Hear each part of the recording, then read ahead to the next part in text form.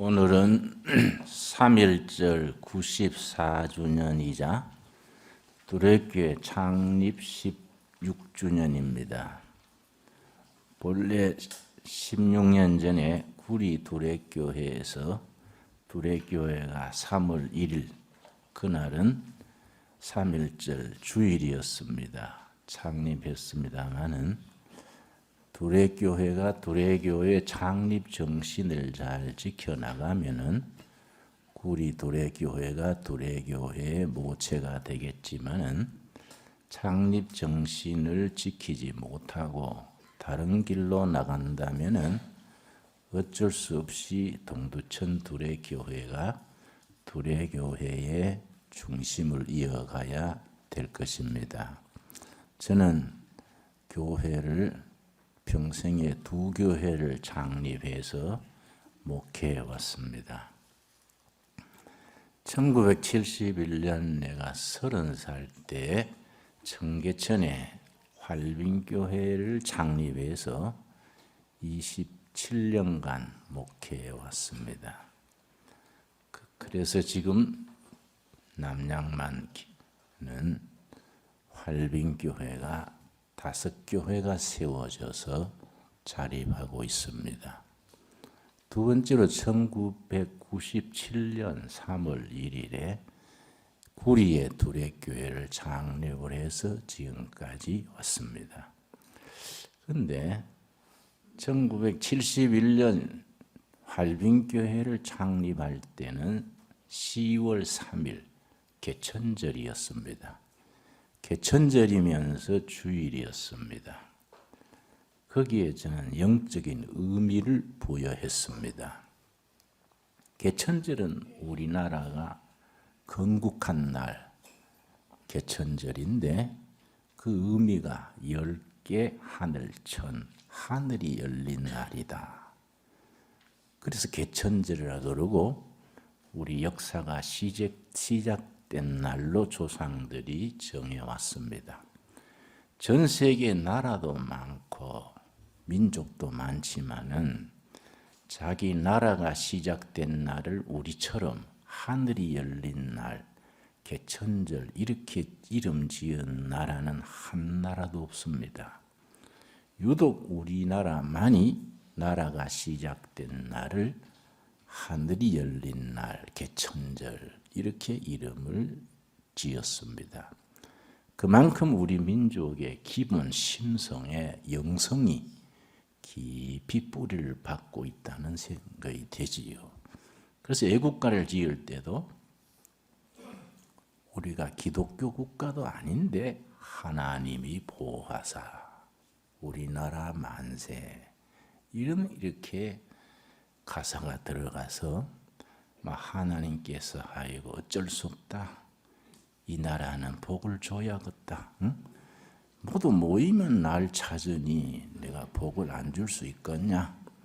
하는 짓을 봐서는 팽개쳐버리고 싶은데 자꾸 내 이름을 부르니 어쩔 수 없다. 이렇게 말씀하심직도 하지요. 우리가 한번 비유로 생각해 볼 수 있는 겁니다.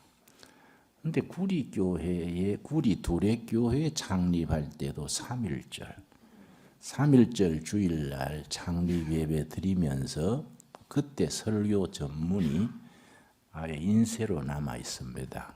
가능하면 다음 주일에 다 이렇게 팜플렛들을 만들어서 한 권씩 드리도록 하겠습니다. 거기 보면은 첫 서두에 3.1절에 대한 설명이 있습니다. 3.1절 날 발표된 독립선언문이 있습니다. 독립선언문. 독립선언문을 작성한 분들이 크리스찬들입니다. 민족 대표 33명 중에 16명이 개신교 신자들입니다.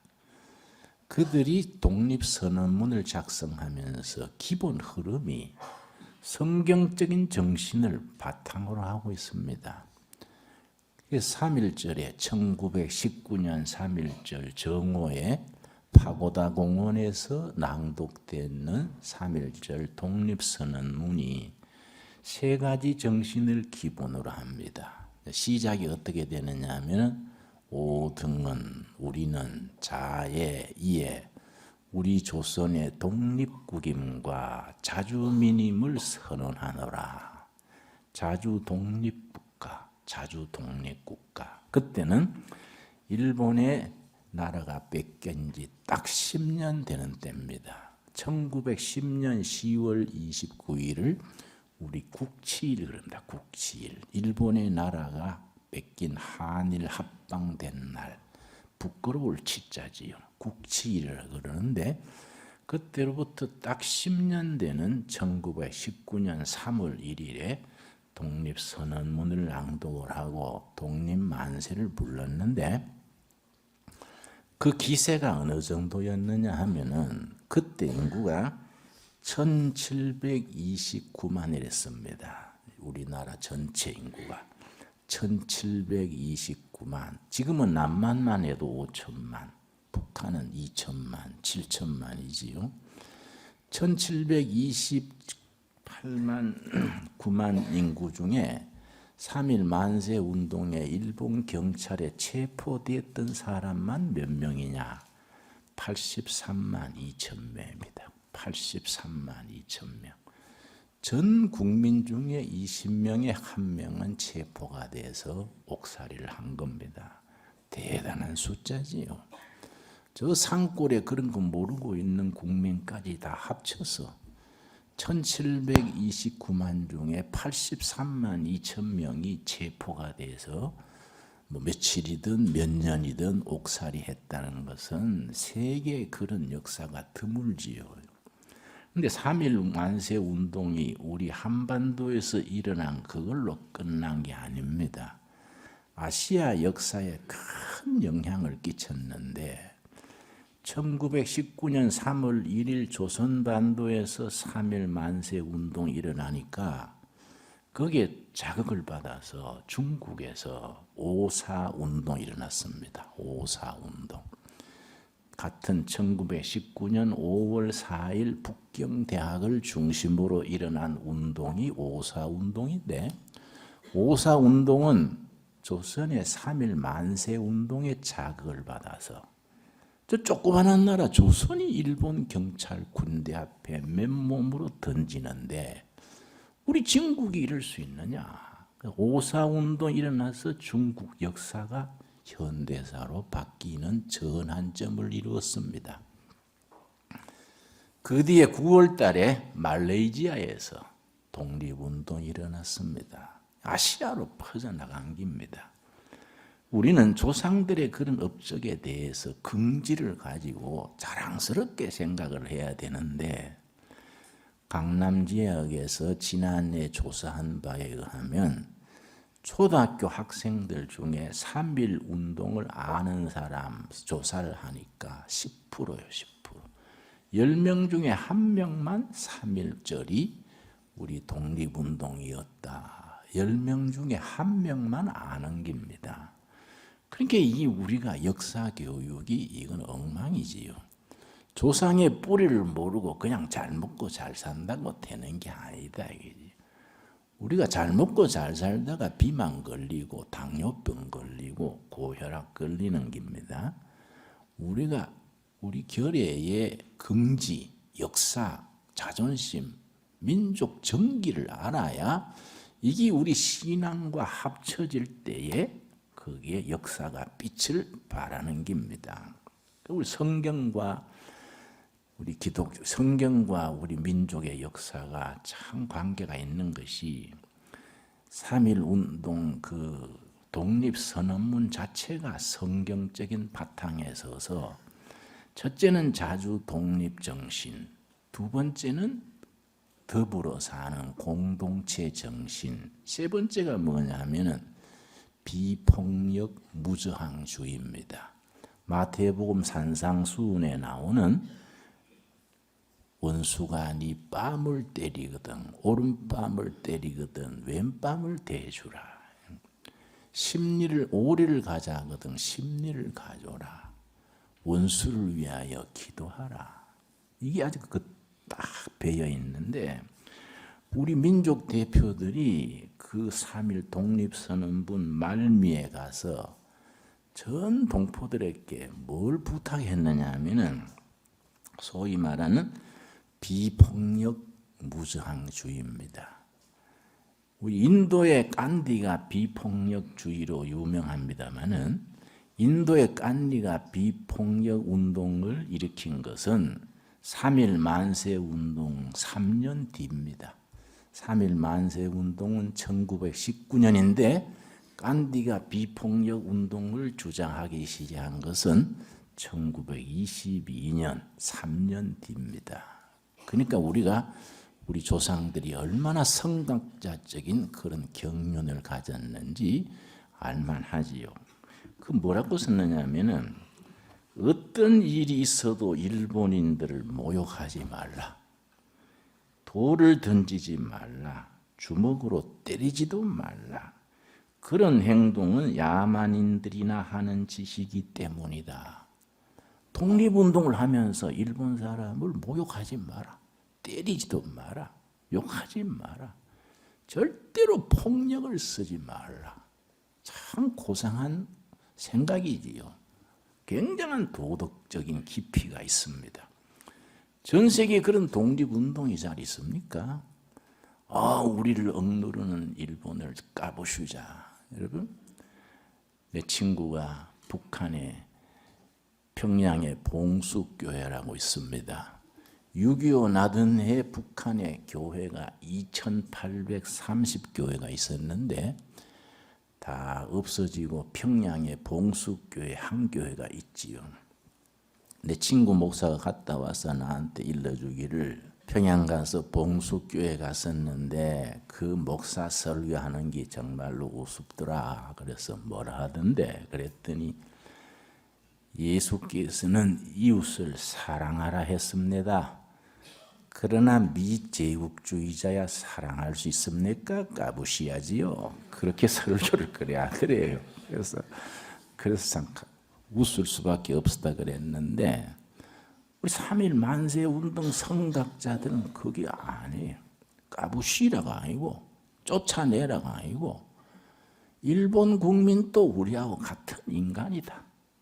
돌 던지지 말고 모욕하지 말고 때리지 말아라. 이런 운동, 이런 거는 야만인들이 하는 거이다. 그러니까 우리 조선 백성들의 높은 도덕성입니다. 그 밑바닥에 33인 중에 16명이 기독교인들이 있었기 때문에 그런 게 난 거이고 3.1 만세 운동이 일어난 지도가 있습니다. 그걸 자세히 살펴보면은 75%가 교회를 중심으로 전부 교회가 있는 지역에서 교인들이 앞장서서 만세운동을 일으켰습니다. 정말 아름다운 전통입니다. 그런데 만세운동이 이제 실패한 뒤에 40일 뒤에 민족 지도자들이 중국으로 망명을 해서 상해에 모였습니다. 근데 40일 뒤면 1919년 4월 10일이지요. 3월 1일이니까 4월 10일이 40일인데 그때 민족 대표들이 상해에 모여서 임시정부 세우는 모임을 가졌습니다. 그때 임시정부를 세우는 취지문을 발표한 문서가 지금 남아 있습니다. 그 문서에 뭐라고 썼느냐 하면은 5등은 우리는 조국 조선 반도에 하나님의 나라를 건설하고자 했다. 그 원문에는 신국 하나님의 나라를 건설하고자 했다. 대단한 깊이입니다. 왜냐? 정치적으로 민족적으로 일본을 물리치고 독립하자 그 정도가 아니고 일본을 물리치고 자주 독립하는 국가 국민이 대해서 우리 조국 조선 반도에 하나님의 나라를 건설하자 이런 비전을 가진 겁니다. 그런 비전. 그 선배들이 뭐 신학 박사도 아니고 뭐 정치학 석사도 아니에요. 그 어른들이 다 가방끈이 짧은 분들입니다. 뭐 공부를 별로 안 한 분들이. 그러나 그 혼이 있는 그 혼이 깨어 있어서 기독교 신앙은 뭘 가르치는 거다. 이걸 바로 아는 거지요. 그래서 항상 하나님 사랑은 결의 사랑과 같이 가야 된다. 예수 사랑은 이웃 사랑과 같이 가야 된다. 마태복음 22장에 예수님께서 뭐라 그랬습니까? 어떤 율법사가 예수님께 와서 율법의 최고봉이 뭐입니까?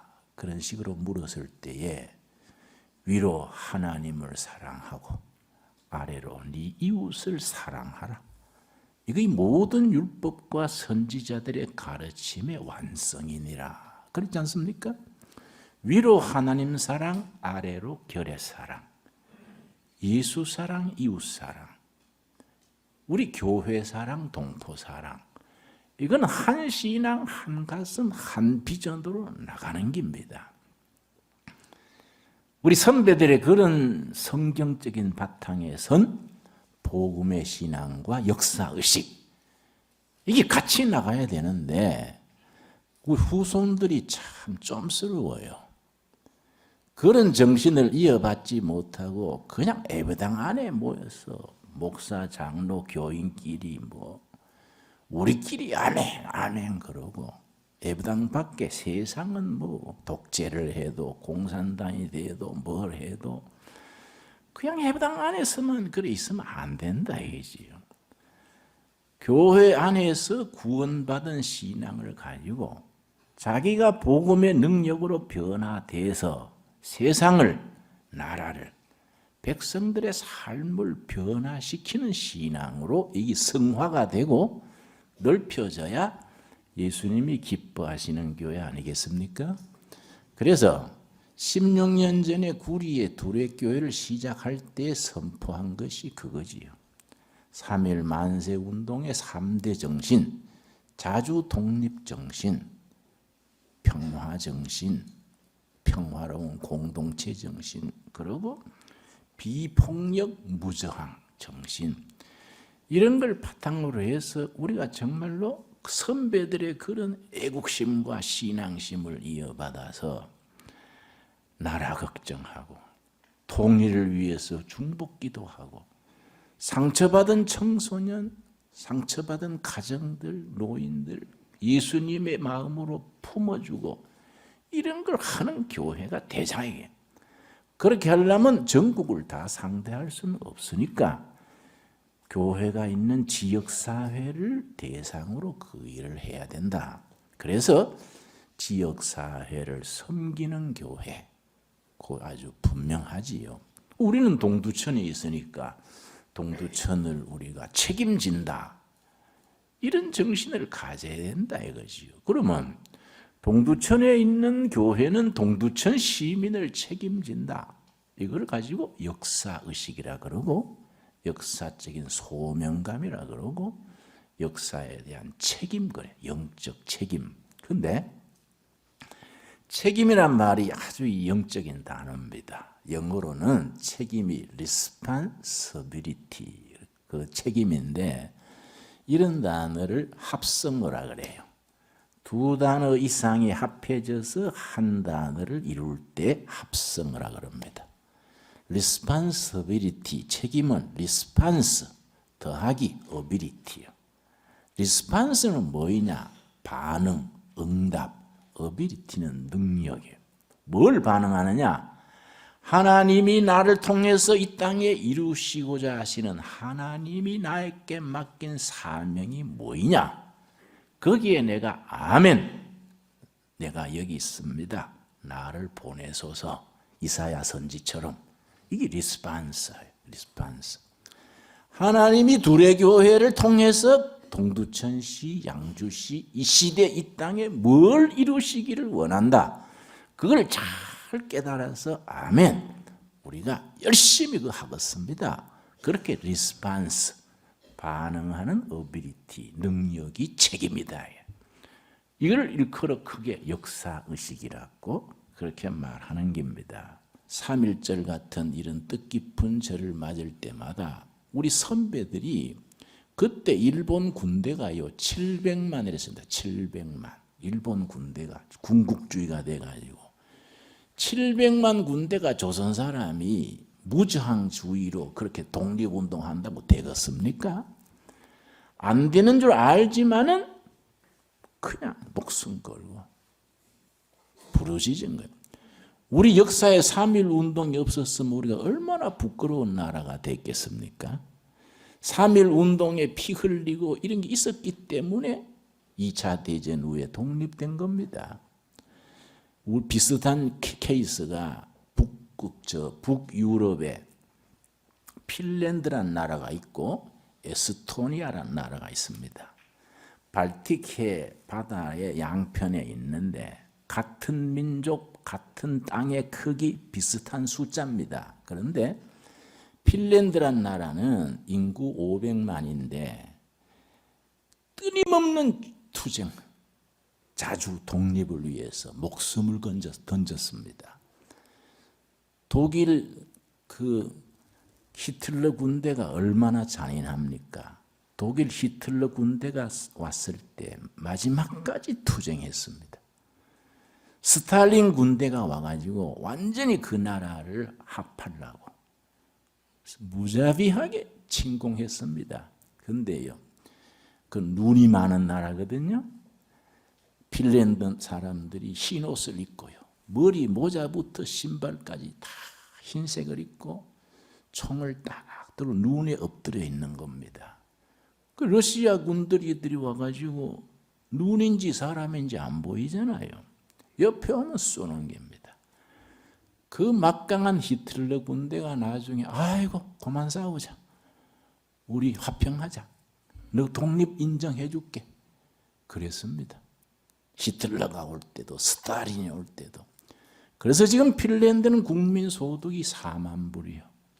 근데 같은 민족, 같은 바다 끼고 있는 같은 조건인데 에스토니아는 히틀러 올 때 항복해버리고 스탈린 군대 올 때 얼른 항복해버리고 지금 국민 소득이 3,000불이요. 3,000불. 세계 빈국에 속합니다. 자기의 자존심과 독립 정신을 잇는 나라 그런 백성들이 대우받는 겁니다. 안 그렇습니까? 뭐 힘 있는데 빌붙어 가지고 뭐 껍벅 죽고 뭐 또 성기다가 또 이짝고 얘가 손 비비고 그런 백성들은 장래가 없는 거이지요.